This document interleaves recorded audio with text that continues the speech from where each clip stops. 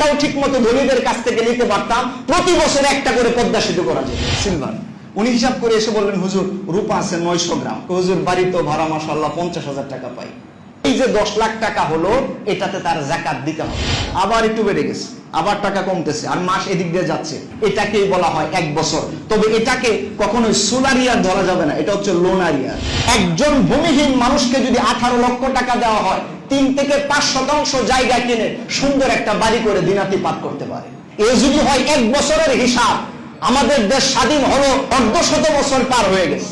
150 বছরেও কি করে আমাদের দেশের ভূমিহীন মানুষ থাকে, ফকির থাকে আর ভিক্ষুক থাকে। আমগো দেশের ঘামে অর্জিত টাকায় লন্ডনে নিয়ে বাড়ি বানায়, আমেরিকা নিয়ে বানিয়ে করায়। এই সুরের কাছে আমগো সম্পদ দিলে তো আরেক দেশে নিয়ে যাবে, এই জন্য দেই না। এই যে একজন বললো যে হুজুর আপনার কিন্তু ধরে নিয়ে যাবে, হ্যাঁ নিবেই তো। মানে আমাদের দেশের টেন্ডেন্সি কেমন দেখছে, দেশের উন্নয়নের কথা বললে ধরে নিয়ে যাবে। একটা দেশ পরিবর্তন করতে পারে মিয়া, ধরে তো নিবে আমাকেই। কারণ যারা দেশকে ভালো করবে এদেরকে ধরে নেবেন না তো সুরেরে নিবে। রাসূল সাল্লাল্লাহু আলাইহি সাল্লাম যাকাতের মেজারমেন্ট হিসাব দিয়েছেন যে কোনো ব্যক্তির কাছে যদি 7.5 তোলা স্বর্ণ বা 7.5 ভরি, কত ভরি স্বর্ণ? এটা হচ্ছে স্বর্ণ। আর রৌপ্যের ক্ষেত্রে বলেন তো কত? 52.5 ভরি। এবার আমাদের যেটা বোঝা দরকার, আমাদের কাছে সবার কাছে স্বর্ণ থাকে না, আমাদের কাছে থাকে হচ্ছে লিকুইড মানি, টাকা পয়সা থাকে অধিকাংশের কাছে। রানিং সময়ে এই 7.5 ভরির স্বর্ণের যা দাম আসে ওইটা হিসেব করতে হবে। তাহলে আপনাকে আজকের দাম বের করতে হবে বা এই মাসেরটা বের করতে হবে। এই মাসের রানিং বা জুসে, যেটা বাংলাদেশ জুয়েলারি অ্যাসোসিয়েশন যারা স্বর্ণের রেট ঠিক করে, ওনারা বলতেছেন স্বর্ণের অনেকগুলো ক্যাটাগরি আছে।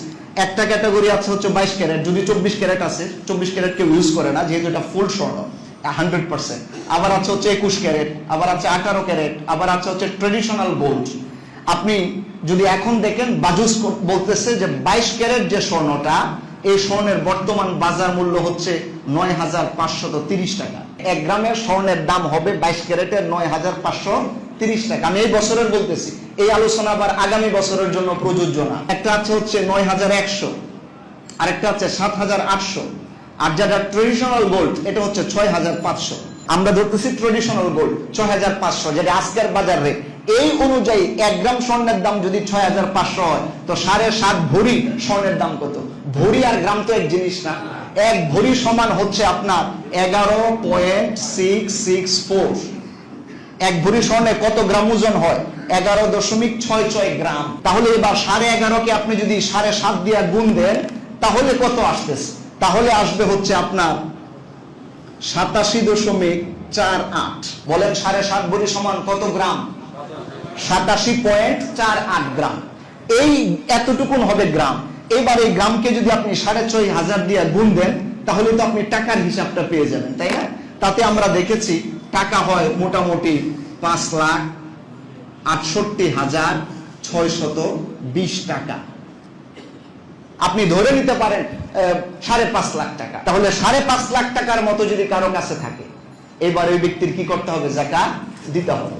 এবার এটা গেল স্বর্ণের। অনেকে বলে না যে আমরা কি স্বর্ণের হিসাব করব নাকি হলো রৌপ্যের হিসাব করব। তাহলে রৌপ্যেরটা একটু ধরি। রৌপ্যের হিসাবে 52.5 ভরি যে রৌপ্য, এটা যদি আপনি গ্রাম অনুযায়ী হিসাব করেন, তাহলে আসবে হচ্ছে 612.36 গ্রাম। এবার গ্রামকে যদি আপনি কনভার্ট করেন টাকায়, এবার তো আপনি এই ক্যারেটে হিসাব করলে হবে না। এটা তো হলো স্বর্ণের ক্যারেটের দাম, রৌপ্যের ক্যারেটের দাম তো এটা না। আজকের রৌপ্যের ক্যারেটের দাম কত? রূপারও কিন্তু আপনার 22 ক্যারেট আছে, রূপারও আবার 18 ক্যারেট আছে, রূপারও আবার ট্রেডিশনাল সিলভার আছে। আপনি যদি ট্রেডিশনাল সিলভার ধরেন তাহলে 110 টাকা, আপনি যদি 22 ক্যারেট ধরেন তাহলে 180 টাকা প্রতি গ্রাম রৌপ্যের ওজন। 110 টাকাকে যদি 612.36 দিয়ে গুণ দেন, তাহলে কত টাকা আসবে? 67,360 টাকা। এই জন্য রূপার আর স্বর্ণের এত ডিফারেন্স। এবার আপনি চাইলে রূপারটাও ধরতে পারেন, চাইলে স্বর্ণেরটাও ধরতে পারেন, আপনার ইচ্ছা। তবে আপনাকে বুঝতে হবে, একজন মানুষকে দান তো আপনি করবেনই, তাহলে এটা ধরলে তো আপনি যাকাত দিতেছেন, আল্লাহর একটা বিধানই পালন করতেছেন। এই কথাটা বললে তো একটু অন্তরটা তৃপ্তিও লাগে, তাই না? এই জন্য আমরা সাজেস্ট করি রূপারটা আপনি ধরবেন, যেন মানুষ এই কথা বলতে পারে আমি যাকাত দিতেছি, যেন আরেকজন মানুষ বলে আমার ভাই আমাকে সহযোগিতা করছে। এই সব কিছু হয়ে যায় এটা ধরলে। এজন্য আপনি মনে রাখবেন মোটামুটি 67,000 টাকা বর্তমান বাজারে। যদি ৬৭,০০০ টাকা কারো কাছে থাকে, ১ বছর যদি এটা রান করে, ওই ব্যক্তির উপর যাকাত দেওয়া ফরজ। এবার এটার হিসাব হলো ১ বছরটা কিভাবে। অনেকে বলে যে হুজুর যখন থেকে হিসাব করছিলাম তখন তো ৬৭,০০০ ছিলই, মাঝখানে আবার ড্রপ করছে, টাকা আমার সমান ছিল না। এজন্য ওনাদের জন্য আমি একটা উদাহরণ দিতে চাই। আপনি দেখুন এবং উপরে যারা আপনারা একটু চিন্তা করুন। ধরেন এটা হচ্ছে রমাদান মাস, রমাদান। এখন তো কি মাস চলে ইংরেজি? মার্চ মাস। মার্চ মাসের ১১-১২ তারিখ থেকে শুরু হলো। আগামী বছর ধরেন রমজান মাস শুরু হবে ১ তারিখ থেকে মার্চের। তাহলে এই রমাদান তো আরেক রমাদান, এবং এটাও যদি মার্চ মাস হয়, আপনি এবার দেখেন হিসাবটা কিভাবে করতে হবে, ১ বছর কিভাবে ধরতে হয়। ধরেন আপনি গত বছরে ছিলেন, গত বছরে আপনার যদি এরকম, বা এই বছরে যদি আপনার ৬৭,০০০ টাকা থাকে, টাকার রেঞ্জটা যদি এখানে হয়, আপনি দেখলেন এই মার্চ এপ্রিলও যায় ঠিক আছে, মেতে যায় একটু কমে গেছে, জুনে যায় আরেকটু কমছে, আবার একটু বাড়তেছে, আবার একটু বেড়ে গেছে, আবার টাকা কমতেছে, আর মাস এদিক দিয়ে যাচ্ছে, অক্টোবর নভেম্বরে চলে যাচ্ছে, নভেম্বরে চলে যাচ্ছে, ওইখানে যায় অনেক টাকা আসছে, এইখানে আবার নভেম্বরে যায় একদম জিরো, আবার ওইখানে যায়, এইখানে আবার ৬৭,০০০ প্লাস টাকা আছে। তাহলে একটা বছরের মেজারমেন্ট যদি আপনি দেখেন, শুরু হয়েছিল ৬৭,০০০ দিয়া, মাঝখানে এটা হয়ে গেছে মনে করেন 50,000, এখানে আবার হয়ে গেছে হলো 90,000, এখানে আবার হয়ে গেছে মনে করেন জিরো, ব্যালেন্স জিরো, মানে আপনার খাইয়া দেয় আর কোনো টাকাই নাই, 0 টাকা। কিন্তু আবার রমজান মাস যখন আসছে, তখন আপনি হিসাব করে দেখলেন ৬৭,০০০ টাকার আরো বেশি আছে। এই যে এইবার মাঝখানে কমলো কি বাড়লো, এটা দেখার বিষয় না। ওই যে ১ বছরের শুরুতে ছিল আর আরেক বছরের হিসাবের দিন যদি আপনি ওই রকম পেয়ে যান, এটাকেই বলা হয় ১ বছর। তবে এটাকে কখনোই সোলার ইয়ার ধরা যাবে না, এটা হচ্ছে লোনার ইয়ার। লোনার ইয়ার হতে হবে, চান্দ্রবর্ষ, সৌরবর্ষ না, চান্দ্রবর্ষ হিসাবে। এই জন্য ১ রমজান থেকে হিসাব শুরু করবেন। এই বছরে আপনি এবার হিসাব মিলাবেন আপনার ৬৭,০০০ টাকা আছে কিনা। আবার আগামী রমজানে আবার দেখবেন সবকিছু বাদ দিয়ে ৬৭,০০০ বা ওই দিনের অনুযায়ী যে মেজারমেন্ট, ওইটা ওই রকম আছে কিনা আপনাকে বুঝে নিতে হবে যে আপনার উপরে যাকাত ফরজ হয়েছে। এটা গেল যাকাতের মূল মেজারমেন্টের উপর একটা বক্তব্য।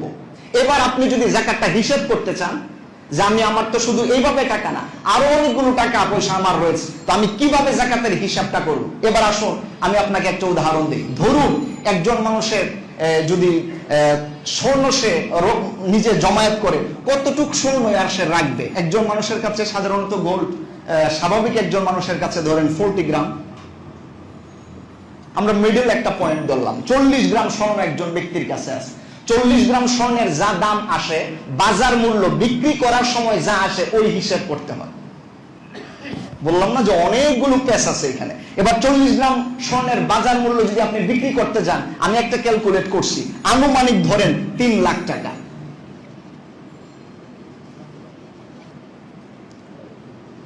কত লক্ষ টাকা বলেন তো?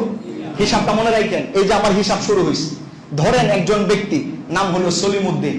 এবার সলিমউদ্দিন আইসা বলতেছে, হুজুর আমার যে যাকাতের হিসাবটা আপনি একটু করে দেন তো। কেমনে যাকাতের হিসাবটা করবো?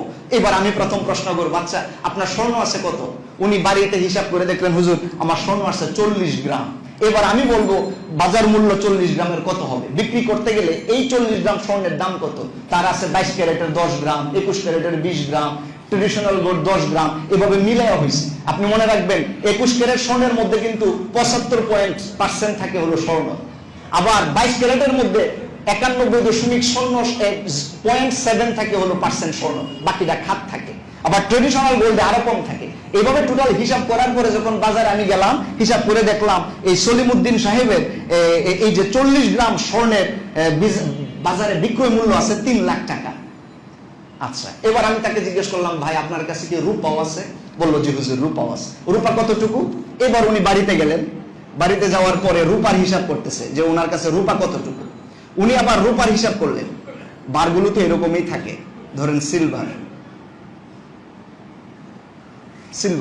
উনি হিসাব করে এসে বললেন, হুজুর রূপা আছে 900 গ্রাম, 1 কেজির কাছাকাছি। এখানে আবার 21 ক্যারেট আছে, 22 ক্যারেট আছে, 18 ক্যারেট আছে, ট্রেডিশনাল সিলভার আছে। সব মিলাই আমি হিসাব করলাম 900 গ্রামের ওজন। বাজারে যাইয়া দেখি সব মিলাই দেখলাম বাজার মূল্য 1 লাখ টাকা। 1 লাখ। বলেন তো স্বর্ণ ওনার কাছে যা 40 গ্রাম আছে, বাজার মূল্য কত? 3 লাখ। আর ওনার কাছে যে রৌপ্য ছিল 900 গ্রাম, বাজার মূল্য কত? 1 লাখ। আমি কিন্তু একটা উদাহরণ দিচ্ছি, আপনি হিসাবটা এইভাবেই করবেন বাজারে আপনার ঘরে যাইয়া। আচ্ছা, এবার সলিমউদ্দিন সাহেবকে আমি আবার জিজ্ঞেস করলাম, ভাই আপনার কাছে কি পকেটে, ড্রয়ারে, হ্যাঁ, এরপরে হলো বিভিন্ন জায়গায় কিছু টাকা পয়সা আসেনি, কারেন্ট ব্যালেন্স গুলো? কজি হুজুর আমার তো কিছু বাড়িতে টাকা পয়সাও আছে। জিজ্ঞেস করলাম কত? উনি আবার বললো যে হুজুর আমার কাছে কারেন্ট যে মানিটা, যে টাকাটা আছে, এটা হলো 1 লাখ টাকা। একটা মানুষের কাছে 1 লাখ টাকা থাকা তো স্বাভাবিক, আমরা 1 লাখ টাকাই ধরলাম। 1 লাখ। তাহলে ওনার পকেটে আছে কত? 1 লাখ। রূপায় আছে আবার 1 লাখ টাকা, স্বর্ণ আছে আবার ওনার কত? 3 লাখ। হিসাব কি শেষ? আরো আইটেম থাকতে পারে না? আমি জিজ্ঞেস করলাম, ভাই আপনার বাড়ি গাড়ি আছে? হুজুর একটা বাড়িও আছে। ওনার কি আছে? একটা বাড়িও আছে। ঢাকা শহরে অনেকের ফ্ল্যাট থাকে না, এক ফ্ল্যাটে আপনি থাকেন, আর এক ফ্ল্যাট দিয়ে ভাড়া দিয়ে রাখছেন। আবার 10টা ফ্ল্যাটের মালিক আছেন, কেউ আছেন 5টা বাড়ির মালিকও আছে। বলতেছে হুজুর আমার তো একটা মাশাআল্লাহ বসুন্ধরা একটা বাড়ি আছে। ওরে বাবা, বাড়িও আছে আপনার? হ্যাঁ আছে। তো এবার আপনি যদি বাড়ির হিসাব করেন, একটা বাড়ি থেকে ভাড়া আসে কত? হুজুর বাড়ি তো ভাড়া মাশাআল্লাহ 50,000 টাকা পাই। কত হাজার? 50,000 টাকা উনি বাড়ি ভাড়া পায়। তাহলে এটাও তো ওনার আছে, বাড়ি ভাড়া আসছে হাতে। জিজ্ঞেস করলাম হিসাব শেষ? না হুজুর আরো কিছু আছে। আর কি আছে? বললো হুজুর আমার একটা ছোটখাটো ব্যবসা আছে। একটা মানুষ ব্যবসা করতে পারে না? বিজনেস থেকে ওনার বিজনেসটা আমি হিসাব করলাম যে কাপড়ের কিছু হলো, এই হলো জাপানি টরে, ফ্রান্স মাইক্রো, এই ধরনের অনেকগুলো কাপড়ের ওনার বিক্রি করে। আমি দোকানটা হিসাব করে দেখলাম, মোটামুটি কাপড়ের দোকানে যা আছে তাও 1 লাখ টাকা। 1 লাখ টাকার মাল তার ইয়াতে আছে, বাজারের বিক্রয় মূল্য যেটা সেটা অনুযায়ী 1 লাখ টাকা আছে। বললাম কি হিসাব শেষ? না হুজুর আরো কিছু আছে। কি? একটা অ্যাকাউন্টও আছে, হ্যাঁ, ইসলামী ব্যাংকে একটা অ্যাকাউন্ট আছে, বা শাহজালাল ব্যাংকে একটা অ্যাকাউন্ট আছে। তো অ্যাকাউন্ট যদি থাকে, অ্যাকাউন্টে কত আছে? হুজুর অ্যাকাউন্টে তো মোটামুটি 3 লাখ টাকা আছে। কয় লাখ? 3 লাখ টাকা আছে অ্যাকাউন্ট। একটা মানুষের অ্যাকাউন্টে 3 লাখ টাকা বর্তমান যুগে তো স্বাভাবিক কথা, থাকতেই পারে। আচ্ছা ঠিক আছে, হিসাব শেষ? না হুজুর আমি একজনকে ধার দিছিলাম 60,000 টাকা, এটাও বলছে যে দিবে। কত হাজার টাকা? জীবনে চলাফেরা করতে গেলে কি ধার দেনা লাগে না? আমি আর কি সব বিষয়গুলো আনতেছি। আসলে সলিমউদ্দিন তো আমার কাছে এসে বলেও নাকি, মানে বলতেছে একটা মানুষের জীবনে যা যা হয় ঘটে আর কি। একজন মানুষ তো ধার দেয় না? তো উনি বললেন হুজুর আমি একজনকে 60,000 টাকা ধার দিছিলাম। তো একজন ধার দিলে তো টাকাটা আসবে, আমি এটাকে এই তীর চিহ্ন দিয়ে অ্যাড করি যে ডাউনলোডের মতো, 60,000 টাকা। 60,000 টাকা। বললাম যে হিসাব নিকাশ শেষ? হুজুর এবার মোটামুটি শেষ, কিন্তু আমার আরেকটা বিষয় আছে। সেটা কি? সেটা হলো হুজুর আমি হঠাৎ করে ওই দিন বাজার থেকে আসতেছি, পকেটে টাকা নাই। আমার বন্ধুরে বললাম 10,000 টাকা ধার দেও তো, পরে কিছু বাজার সদাই করে বাড়িতে আনছিলাম। হুজুর এই টাকার কি হবে? একজন মানুষ জীবনে চলতে ফিরতে কি ঋণ লাগে না? আমি এখন বাড়িতে যাব, কথার কথা ভুলে পকেটে টাকা আনি না, আমি বলতে পারি না যে ভাই আপনি আমাকে 1,000 টাকা ধার দেন, আমি বাসা পর্যন্ত যাইতে পারবো না। আপনার সব ঠিকঠাক আছে, কিন্তু 10,000 টাকা রেনা আছে। উনি 10,000 টাকা ধার নিছিল। এইবার এই জিনিসটা এখান থেকে মাইনাস হবে। এই জিনিসটা এখান থেকে কি হবে? মাইনাস হবে।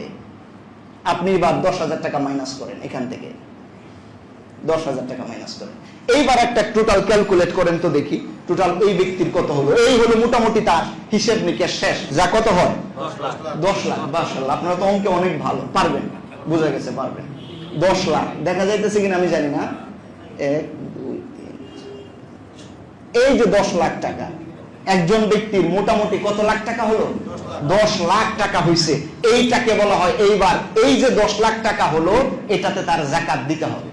10 লাখ টাকাতে এখন কি দিতে হবে? তাকে যাকাত দিতে হবে 10 লাখ টাকা। এইবার কথা হলো 10 লাখ টাকা থেকে আমি কয় টাকা যাকাত দিব? এবার বুঝছেন আপনারা? এটা একটু পরে দিব আজকে। তাহলে এই যে আপনি টোটাল এতক্ষণ আমি যা বললাম তা হলো কালেক্ট করতেছি যে কোন কোন জায়গা থেকে আমার টাকা দেওয়া দিতে হবে। কালেক্ট করার পরে সব এভারেজ হিসাব করার পর আমি দেখলাম আমার টাকা আছে, যাকাত দিতে হয় এমন টাকা আছে কয় লাখ। এবার আমি কয় টাকা দিই? নিয়ম হচ্ছে যত টাকা আসবে তার 40 ভাগের 1 ভাগ যাকাত দিতে হয়। আর এটা যদি অঙ্কের ভাষায় ম্যাথমেটিক্যালি সুন্দর করে বলি 2.5%, 2.5%। এটা কত হয়? 2.5%। আমি যেহেতু এটা নিচে দেখা যাচ্ছে না, আমি একটু পাশে এখানে লিখে দিই, হ্যাঁ পাশে। আপনি যদি এবার 2.5%, 2.5% হারে যাকাত দেন, এটা হচ্ছে 40 ভাগের 1 ভাগ। 2.5% হারে যাকাতটা এবার কিভাবে হিসাব করবেন? আপনি তো সব টাকায় কনভার্ট করছিলেন, স্বর্ণ যা ছিল তা কিন্তু টাকায় কনভার্ট করছেন, রৌপ্য যা ছিল টাকায় কনভার্ট করছেন, আপনার লিকুইড মানি যোগ করলেন, বাড়ি ভাড়া যোগ করলেন, ব্যাংক ব্যালেন্স যোগ করলেন, আপনার ব্যবসায়ী পণ্য যোগ করলেন, ধার দিছিলেন, ঋণ গ্রহণ করছিলেন, সব হিসাব নিকাশ করার পরে এই যে 10 লাখ টাকা আসলো। এবার আসুন আমরা এটা দেখাই। এই যে 10 লাখ, এই 10 লাখ টাকা কি করবেন? এটার নিয়ম হচ্ছে 10 লাখকে আগে আপনি 100 দিয়ে ভাগ দিবেন, ভাগ দেওয়ার পরে গুণ দিবেন হচ্ছে 2.5% দিয়ে। 10 লাখ টাকাকে প্রথম 100 দিয়ে ভাগ, তারপরে হচ্ছে গুণ দিবেন 2.5, যেটা জাকাতেবল অ্যাসেটটা চলে আসবে। আপনি হিসাব করে দেখেন, এবার আসবে হচ্ছে 25,000 টাকা। কত আসলো? মিলছে? হিসাব মিলছে আপনাদের মোবাইলের হিসাবটা? এই যে 25,000 টাকা, এইটা আপনাকে গরিব মিসকিন ফকিরকে দিয়ে দিতে হবে। এইবার ক্লিয়ার বোঝা গেছে? বুঝেন না এমন কেউ আছে? হুজুর এরপরও আমি বুঝি না, তাহলে আপনাকে আলাদা প্রাইভেট পড়াবে, অসুবিধা নেই, প্রাইভেটের সুযোগ আছে, যাই বুঝাইবেন প্রাইভেট পড়াই দিন, অসুবিধা নেই। তবে প্রাইভেটের কোনো ফি লাগবে না, আগে বলে দিতেছি। তাহলে 10 লাখ টাকায় কত টাকা জাকাত আসে? এবার আপনি কি চোখ বন্ধ করে আমিও 25,000 দেওয়া শুরু করবেন? এই বুঝাইলাম? তা কিন্তু না, আপনি আপনারটা হিসাব করবেন। যারা নাস্তিক বা যাদের মনে ইসলাম নিয়ে চুলকানি আছে, অ্যালার্জি আছে, এরা বলে ইসলাম এটা কি বিভৎস এক ধর্ম, চুরি একটু করলে হাত কেটে দেয়।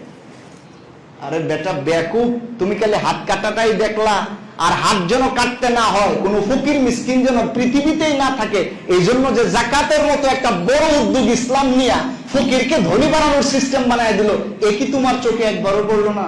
ভোরের কাগজ খবর এই নামে একটা পত্রিকা আছে, আমি পড়ছি আর কয়েক বছর আগে। ওনারা বলেছেন যে গোটা বাংলাদেশে যে পরিমাণ মানুষের অর্থ সম্পদ আছে, এই পরিমাণ মানুষের অর্থ সম্পদ যদি জাকাত গ্রহণ করত সরকার, কে? সরকার বা ইসলামিক খেলাফত যদি হতো, এবং ওনারা যদি এই ধনাত্মবান ব্যক্তিদের একদম পুঙ্খানু হিসাব করে জাকাত আদায় করত, তাহলে এক বছরে বাংলাদেশি টাকায় প্রায় 30,000 কোটি টাকা জাকাত হতো। কয় হাজার কোটি? প্রায় 30,000 কোটি টাকা জাকাত যোগ্য সম্পদ সরকারের কাছে হতো। এইবার আসুন গরিবদের হিসাব করি, যার একটা ঘরই নাই, মানে মাথা গুজার ঠাঁই নাই, এর সাথে ফকির আর কেউ আছে? ফকির কেউ নাই। এইবার এই হিসেবটা অসম জাতীয় সংসদের একটা অধিবেশনে একজন সাংসদ প্রশ্ন করেছিল ভূমিমন্ত্রীকে, আমাদের দেশে ভূমিহীন মানুষ কত? তৎকালীন 10ম জাতীয় সংসদের একজন সাংসদ এবং ভূমিমন্ত্রী, উনি বলেছিলেন আমাদের গোটা বাংলাদেশে প্রায় 17 লাখ মানুষ ভূমিহীন। কত লাখ? 17 লাখ মানুষের কোনো ভূমি নাই, মানে জায়গা জমি নাই। এবার আসুন আমরা উদ্যোগ নিলাম, এই ভূমিহীন মানুষকে ভূমি দেওয়া যায় কিভাবে। এবার সরকার সিদ্ধান্ত নিল, জাকাতের টাকা যা আসবে এ দিয়ে কিছু কিছু করে ভূমি কিনে দাও, তো দেখি কত মানুষকে ভূমি কিনে দেওয়া যায়। এইবার আপনি যে জাকাতযোগ্য সম্পদ 30,000 কোটি টাকা, এটাকে 17 লাখকে ভাগ দেন। আমরা হিসাব করে দেখেছি মোটামুটি 18 লক্ষ টাকা করে প্রতি মাথায় পড়ে। একজন ভূমিহীন মানুষকে যদি 18 লক্ষ টাকা দেওয়া হয়, 3 থেকে 5% জায়গা কিনে সুন্দর একটা বাড়ি করে দিনাতিপাত করতে পারে। এ যদি হয় 1 বছরের হিসাব, আমাদের দেশ স্বাধীন হলো 1/2 বছর পার হয়ে গেছে। 1/2 বছরেও কি করে আমাদের দেশের ভূমিহীন মানুষ থাকে, ফকির থাকে আর ভিক্ষুক থাকে? আমাকে আপনি এবার বলেন। ইসলাম যে বলে চুরি করলে হাত কেটে দিবে, ইসলাম হাত না কাটার মতো চলার ব্যবস্থাও করে দিয়েছে। কথা বলেন ঠিক কিনা? এমনি এমনি বলে নাই। এটা যদি আমাদের মতো ফকির মার্কা দেশের হিসাব হয়, তাহলে ধনাত্মক দেশগুলোর হিসাব কেমন হবে? আপনি তো গেলেন এইভাবে, আমি তো হিসাব করে দেখছি, এক পদ্মা সেতু বানাইতেই যে পরিমাণ আমাদের ঘাম গেছে, আর যে পরিমাণ এটাকে ফলাও করতেছে সারা বিশ্বে, আমরা যদি জাকাতের টাকাটাও ঠিক মতো ধনীদের কাছ থেকে নিতে পারতাম, প্রতি বছর একটা করে পদ্মা সেতু করা যেত। মানুষগুলো নিয়ে সরকার গঠিত, এরা আঙ্গ দেশের ঘামে অর্জিত টাকায় লন্ডনে নিয়ে বাড়ি বানায়, আমেরিকা নিয়ে বানিয়ে করায়। এই সুরের কাছে আমাকে সম্পদ দিলে তো যাও, আমি খাইতাম, এটা আমিও পারলাম না, আরেক দেশও নিয়ে যাবে, এই জন্য দেই না। নিয়ে যাক, অসুবিধা নাই। এই যে একজন বললো যে হুজুর আপনার কিন্তু ধরে নিয়ে যাবে, হ্যাঁ নিবেই তো।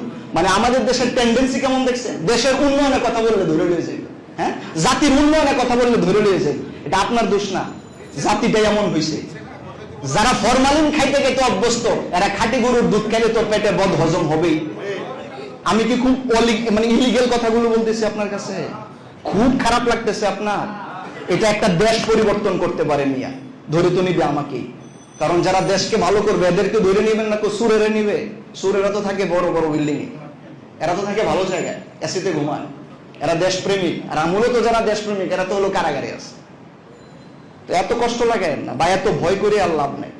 আমার এই হিসাবটা আপনি নেন, আমাকে বা আমার সাথে আপনারা একটু যুক্ত হয়ে আসেন, এই দেশের এই কাজটা করি। এই কাজটা করে, আর দেশের টাকা বাহিরে পাচার হয়, খালি এই জায়গাটা একটু লক আপ করে দেই, যাই করো না করো, টাকা কিন্তু দেশের বাহিরে যাবে না। এবার আমার দেশে একজন ফকির আপনি খুঁজে পাবেন না। আর যেগুলো সুর পাইবেন এগুলো জন্মগত সুর, এগুলোর হাত কাটাই দরকার। আমরা ওনাদেরকে ধন্যবাদ জানাই এবং বিনম্র শ্রদ্ধা জানাই ওই সমস্ত ব্যক্তিবর্গরে যারা নিজের যাকাতের টাকা হিসাব করেন এবং ইসলামের এই বিধানটা মেনে মানুষদেরকে সহযোগিতা করেন। আমরা কায়মানুবাদকে আল্লাহর কাছে দোয়া করে, রব এই ধরনের সমাজপ্রেমিক মানুষকে, জাতিপ্রেমিক মানুষকে, দিনদার মানুষকে সম্পদ তুমি আল্লাহ আরো বাড়ায় দাও। ওনাদেরকে আমাদের নেতা বানাও।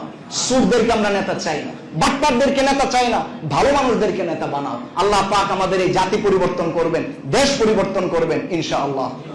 মন খুলে পড়েন আমিন। রাগ করছেন আপনারা?